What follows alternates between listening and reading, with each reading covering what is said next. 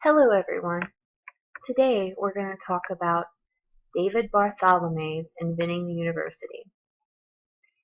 Now this is a piece that is a bit, I would say, more difficult to consume the first time you read it. It's a piece that I think is easier to understand the more often you read it. Now, while I understand you're a college student and you don't have time to read this piece several times over and over, nor do I think you probably want to spend your free time reading this at parties. Um, you might want to consider trying to read it at least a second time as part of this course. This is not necessarily an easy piece to analyze, as it's got a lot to it and there's a lot you can take away from it. So what I'm going to do for now is give a brief summary of the piece, and then I'm going to talk a little bit about what you might take away from it. So David Bartholomew was the director of a writing program when he wrote this, and he's considered an expert in the field of rhetoric and composition. And at the time he was writing this, there was a lot in terms of discussing authority in writing. So authority, you should think of in terms of, in writing, who is, it's just like who's the authority in medicine, who's an authority in sports, who's an authority in furniture making. If we look at dictionary.com for a definition of authority, you'll find that authority is the power or right to give orders or make decisions and enforce obedience. So it's power, right? The synonym is power, the power, right? The second definition is a person or organization having power or control in a particular, typically political or administrative sphere. So it's a person having power in a sphere. So authority over one's own writing is literally the power over your own writing. And that's what David Bartholomew talks about.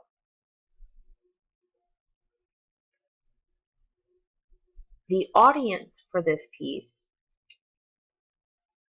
is typically seen as teachers, right?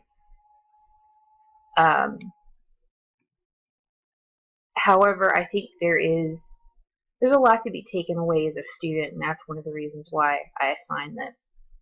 But it's I think it's interesting to read when you're a student, to think about how other teachers are considering the way they're going to go about teaching you writing. So he talks about authority in writing, and he talks about what it literally means to invent the university in terms of how we're speaking language. And he uses the quote, "He has to speak as we do, to try on the particular ways of knowing, selecting, evaluating, reporting, concluding, and arguing that define the discourse of our community." So he talks about inventing the university and uses an example of an essay where a student was asked about a time when he was been creative or was being creative, and then the student wrote about what creativity was for him. And then while Bartholomew discusses this, he also recalls that this essay, even though he knows he doesn't have the knowledge, that he makes the discourse more than a routine. So he talks about the steps that the student goes through, and he talks about common mistakes that basic writers make. He talks about what a basic writer is, and Bartholomew also gives some advice on writing with authority. Now that's the summary of this piece. In analyzing this piece, there are a couple of different directions you can go in. Now,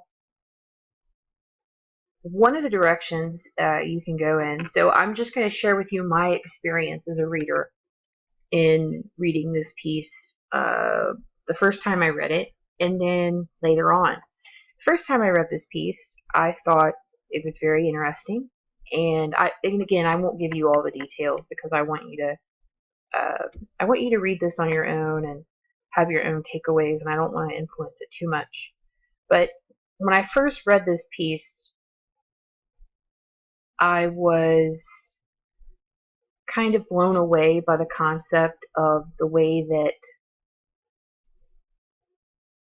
students really do invent the university with their own writing.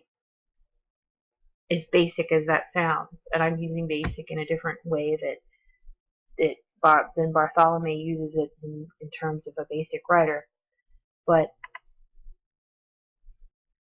you really do create the university with your words and the way that you choose to use them.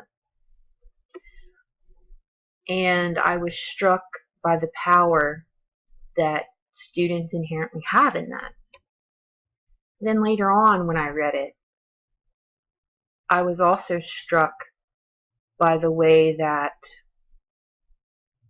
students are forced into categories based on their writing. So students aren't just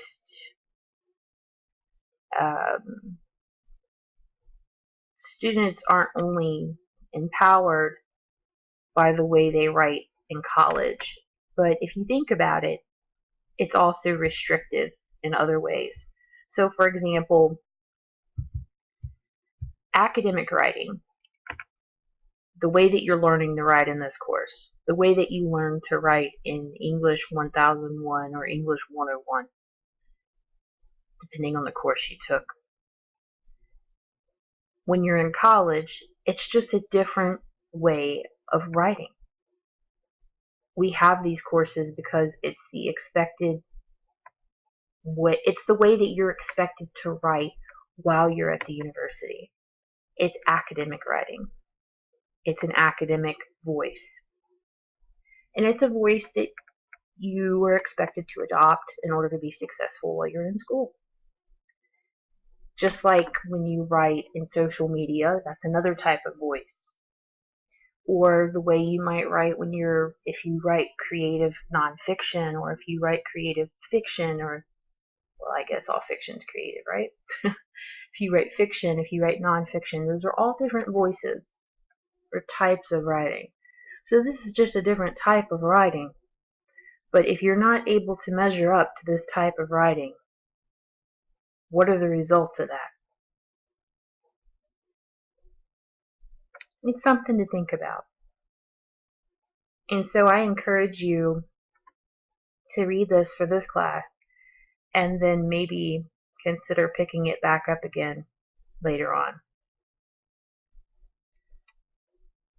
And Bartholomew does talk about this in terms of various discourses. So when he says here, even in the first paragraph, when he says various discourses of our community, he's talking about those different types of writing that I'm talking about. We're talking about the same thing. But sometimes one man's freedom is another man's cage, right? And so that's all I'm going to ask you to consider for this piece. In the meantime, I encourage you to share with me in the journal entries and in our other writing for this course what you're able to pick up from this piece. And I'm happy and excited to learn more about what you've gotten from this.